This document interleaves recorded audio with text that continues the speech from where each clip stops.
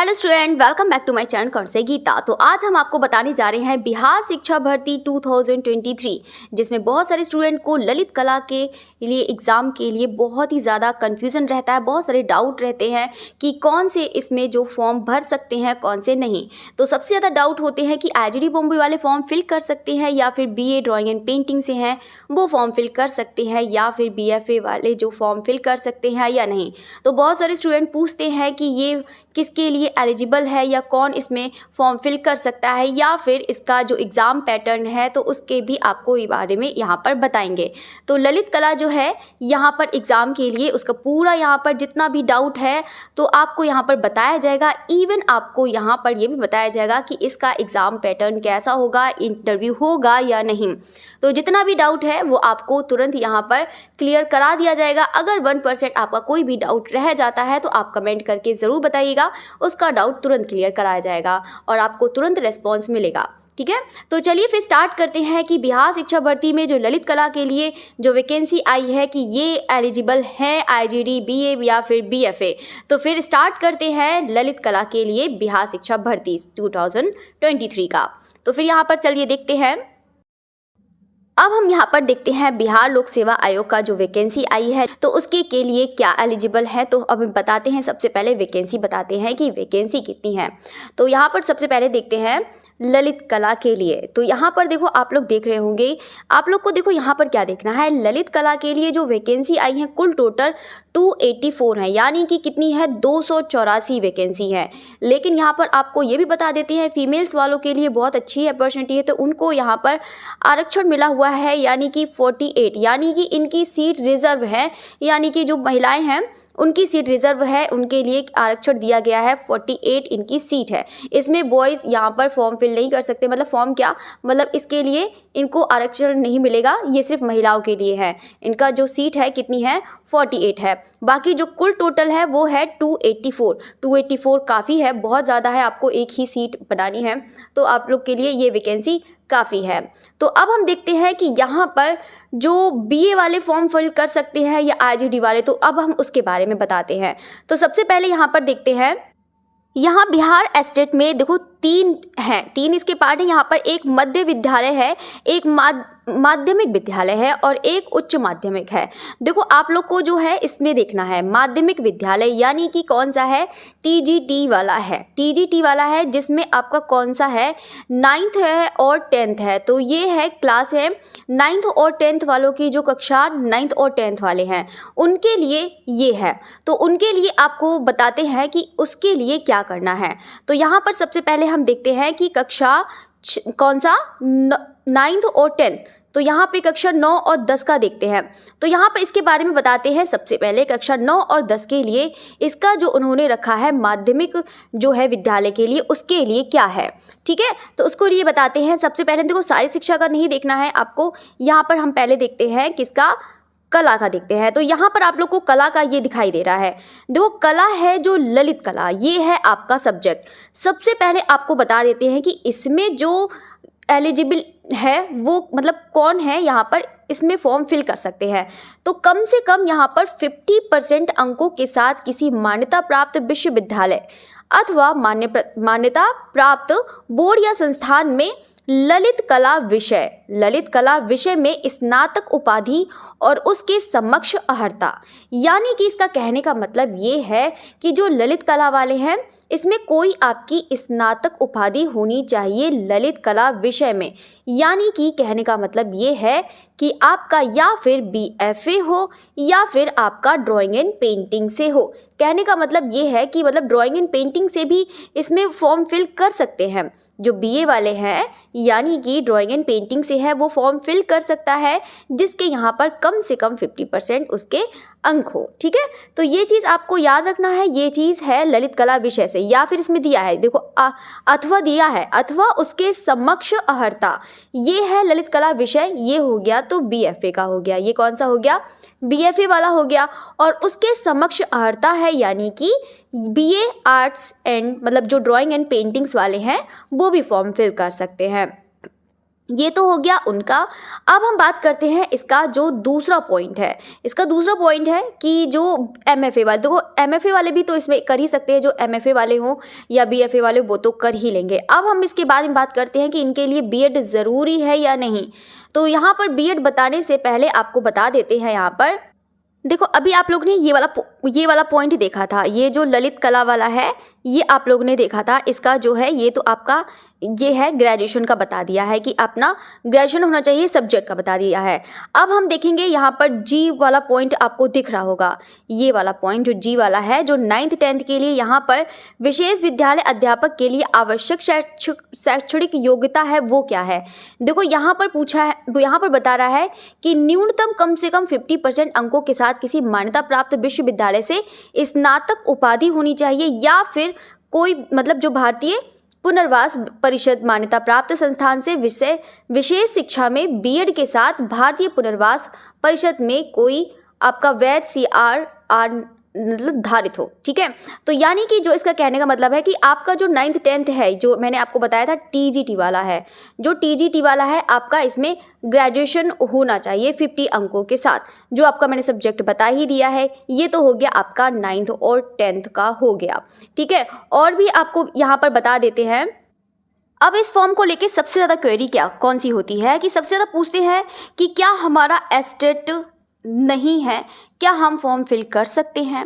और बहुत सारे स्टूडेंट की होती है कि सिर्फ हमारा बीएड मतलब हमारा बीएड है, फाइन आर्ट से है, क्या हम फॉर्म फिल कर सकते हैं, या फिर हमारा कोई 4 साल का डिप्लोमा है ड्राइंग एंड पेंटिंग से, क्या हम फॉर्म फिल कर सकते हैं। तो आपको पहले बता देते हैं, ये तो मैंने आपको बता दिया है कि ग्रेजुएशन, सबसे पहले आपको एक चीज़ याद रखना है कि आपका ग्रेजुएशन होना चाहिए फाइन आर्ट में या फिर आपका ड्राइंग एंड पेंटिंग में होना चाहिए। ये चीज़ आपको याद रखना है, ग्रेजुएशन जो आपका सब्जेक्ट से रिलेटेड होना चाहिए, या ड्राइंग एंड पेंटिंग से या फिर आपका फाइन आर्ट से। ये दो आपका हो गया। इसके अलावा आपको क्या चाहिए ये आपको बताने जा रहे हैं।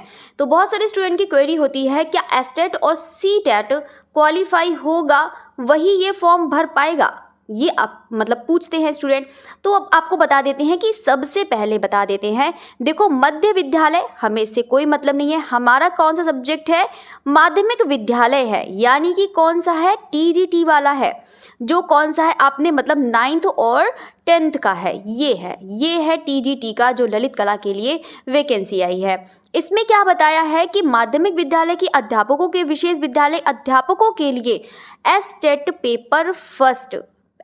पेपर फर्स्ट होना अनिवार्य है, और उच्च माध्यमिक विद्यालय यानी कि जो PGT वाले हैं उनके लिए एस्टेट पेपर सेकंड उत्तीर्ण है।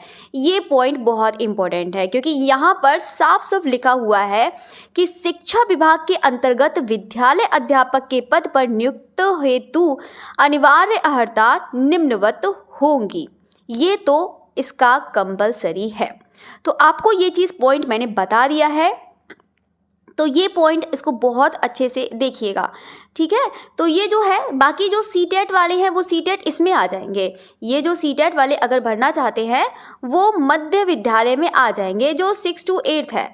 कितना है, 6 to 8 वाले हैं, जिनका है पेपर सेकंड होना चाहिए या फिर बीटेट पेपर सेकंड होना चाहिए। ये वो लोग फॉर्म फिल कर सकते हैं, इसमें ये वाले हैं फॉर्म फिल कर सकते हैं। बाकी उनका ग्रेजुएशन उसको किसी भी सब्जेक्ट से हो, ये कोई मायने नहीं रखता है। बस ये है कि आपका सीटेट पेपर सेकंड होना चाहिए 6 to 8 वाला, ठीक है, या फिर बीटेट पेपर सेकंड।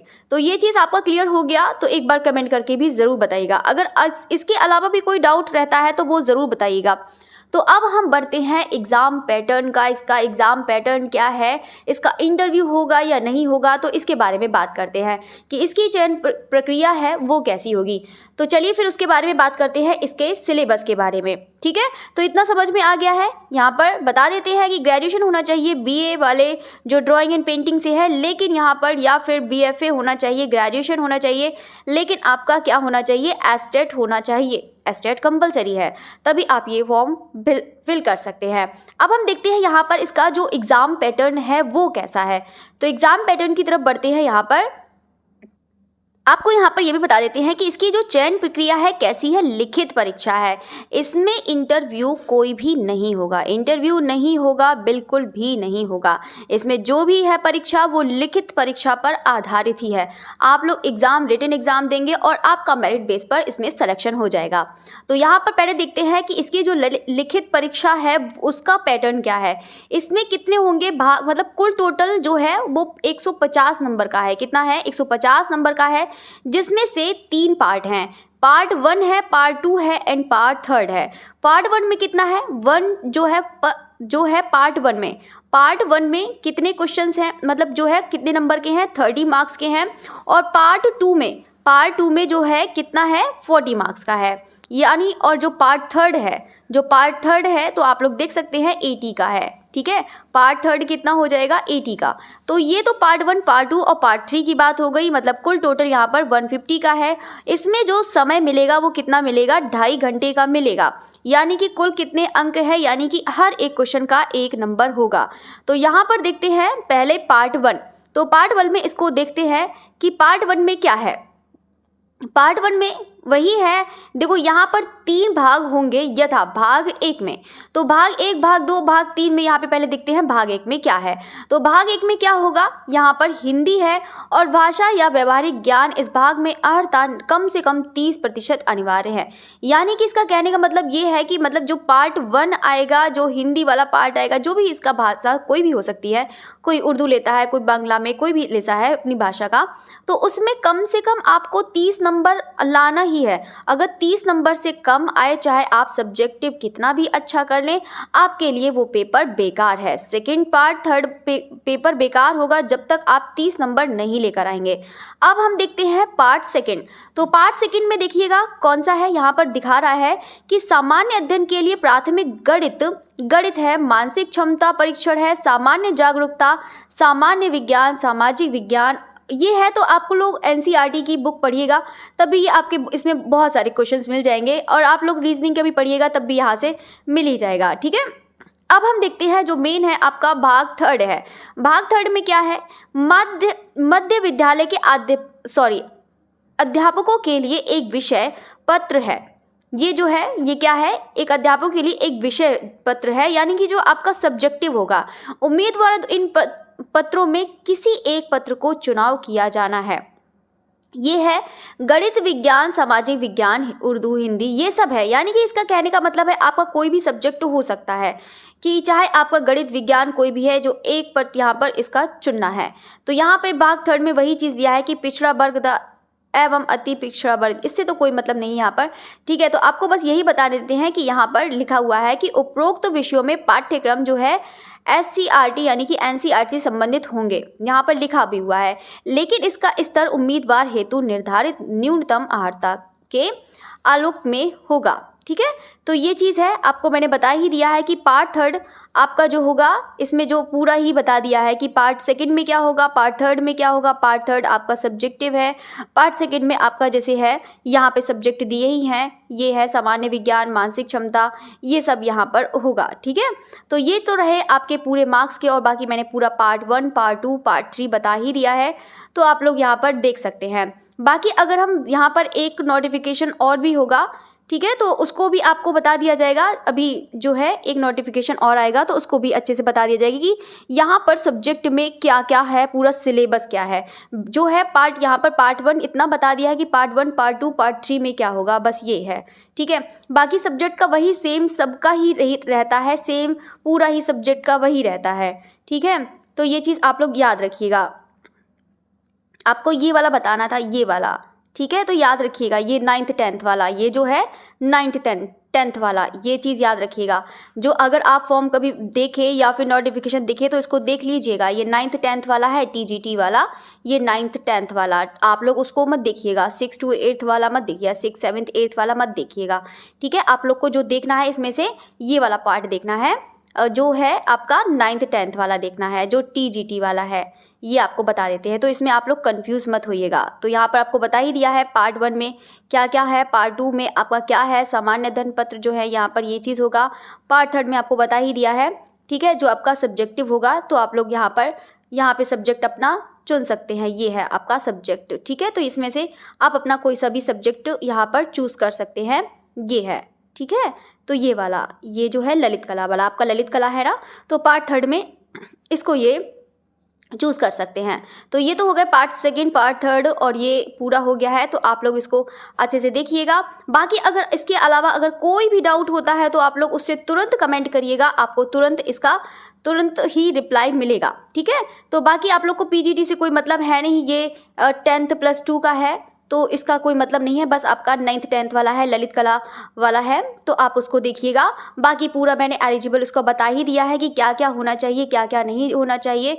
तो ठीक है, तो इसका तो मैंने पूरा बता ही दिया है। अगर कोई भी और डाउट क्लियर नहीं हो पाता है तब भी आप ज़रूर बताइएगा, ठीक है। तो आपको बस यही चीज़ है, यही बताना था। और बाकी आप लोग कमेंट ज़रूर करिएगा अगर आपको कुछ भी नहीं समझ में आया है तो, ठीक है। तो इसका मैंने बता दिया है, पूरा प्रोसेस बता दिया है कि एस्टेट वाले जो है सीटेट वाले किस में फॉर्म फिल कर सकते हैं या फिर एस्टेट वाले कौन पे फिल कर सकते हैं, ठीक है। तो आप लोग को जो चूज़ है आपका जो है वो आप लोग इसमें फॉर्म फिल करिएगा, ठीक है। तो चलिए, ओके, थैंक यू एवरीवन। और अगर आपको वीडियो अच्छी लगी है तो उसे लाइक ज़रूर करिएगा, ठीक है। अगर कोई भी क्वेरी अगर कुछ भी करनी है तब भी आप कमेंट ज़रूर करिएगा। और अगर आपका डाउट क्लियर नहीं भी हुआ है तब भी आप कमेंट ज़रूर करके बताइएगा, ठीक है। तो उसका वीडियो भी आपका दूसरा बना देंगे, तो उस पर भी उसको पूरे बार बता देंगे अगर आपको कोई भी चीज़ नहीं समझ में आई है। बाकी तो मैंने पूरा बता ही दिया है कि क्या है क्या नहीं, ठीक है। Okay, thank you everyone.